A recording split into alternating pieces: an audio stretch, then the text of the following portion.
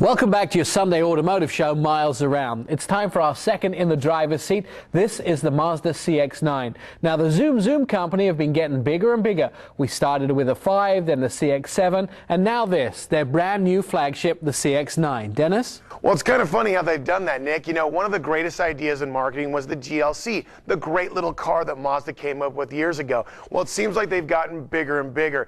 Now, this CX9 is truly their flagship, and it's kind of a realm that Mazda hasn't dove into for a long time, or even at all. Now, they had the Navajo, that was car of the year back in the 90s, but this kind of breaks ground for Mazda. It's a big sport utility with lots of comfort, lots of room, and lots of power. We're going to get into the mechanics, we're going to get into that great interior, but for now, let's take a look under the hood.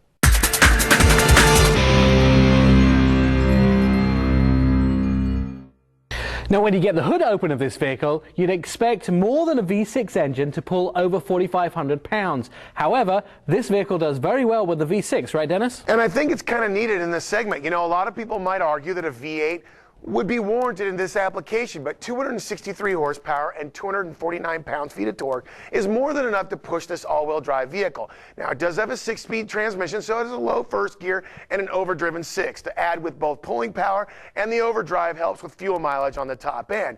The drive of the vehicle is well suited to the V6. It feels stable, and it also feels in control. You don't have to push it too hard to get it to do what you want.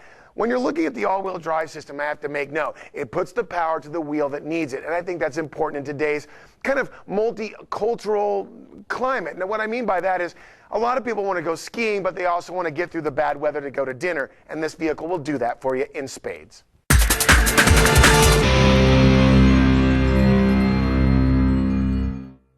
As you take a walk around the CX9, you have to look at all the different styling cues. Now, I love the big front end. It looks powerful, has some really nice cues as far as the way that the headlights are, one, adaptable to where the steering is, but also the way that it has some real character in the lines, characters in the fenders, characters in the lines that go throughout the body. To me, the front end looks very much like an Audi Q7. Big 20-inch rims really do add to the, I don't want to say it, but it is what it is. It's the bling factor. You might even get some 22s under there if you really needed to. But if you move down the car, it really does have some nice luxury items on the back end as well. I'll tell you, I like these signal lights here in the mirror. That's very cool. And something you don't often see when you have a keyless entry vehicle like this one is, this also has the adaptability of having a key. So if your keyless entry happens to fail, you can always unlock the car with a regular key. The back end looks very much like a Porsche Cayenne as well. You know, and the funny thing is, we both noticed this, how there's so many European cues from both cars within a Mazda product.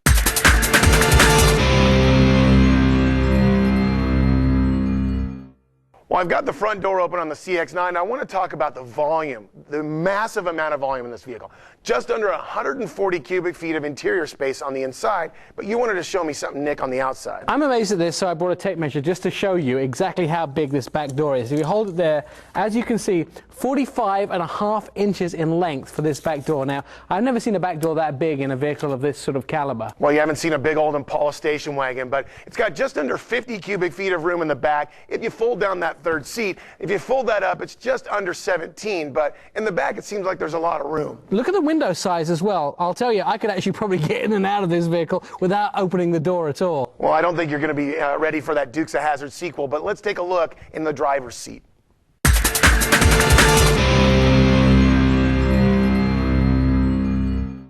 Well, now that I'm in the driver's seat, I have to say that the room for a guy my size is really ample. I'm 6'2", maybe under 250. I won't admit to my true weight, but you know, the thing is you have arm room, you have hip room, you have shoulder room, and I think that means a lot to a buyer of this type of vehicle. Beautiful wood trim, accented by aluminum. The navigation system, audio controls are all intuitive to the driver, and it just has that kind of sports car-esque SUV feel. You know, BMW calls it an SAV.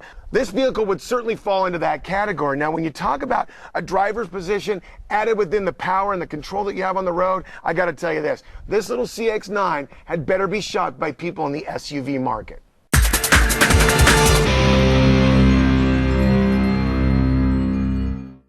So we've had a look around the outside of the Mazda CX9. Dennis, give me your two-ups of this vehicle. Well, the first would be the exterior design. It looks very bold for Mazda. The front end reminds me of a Q7 from Audi. The back looks like a Porsche Cayenne. The other up, Nick, would be this, the complement to that. The interior design and material choices are top-notch, even for a Mazda product. Now, I need you down for this vehicle. Can you find one? Well, I'm going to be power hungry. The V6 churns out a lot of horsepower, but it'd be nice to see a V8 in there. I'll tell you my two-ups for this vehicle. First of all, the rear seat here, if you need to get behind to the third row, not only does it fold forward, but it slides forward. So it gives you about 6 to 8 inches of room to actually get your legs in. You're not having to climb over the other seat. In the back, there's a secret compartment with a subwoofer in it. That's my two-ups for this vehicle. The down is the center console. Now, it's really high. It actually divides both seats. But when you look at it, you open it up, the cup holders don't go that deep. So I feel it's kind of a wasted space. Well, maybe you're just not used to driving pickup trucks like me. I'm not a country boy.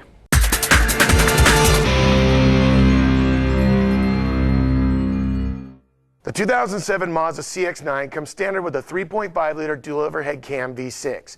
Its base price is $33,875 with an as-tested price of $39,160. The EPA rating for city is 16 miles per gallon, and on the highway it is rated for 22 miles per gallon.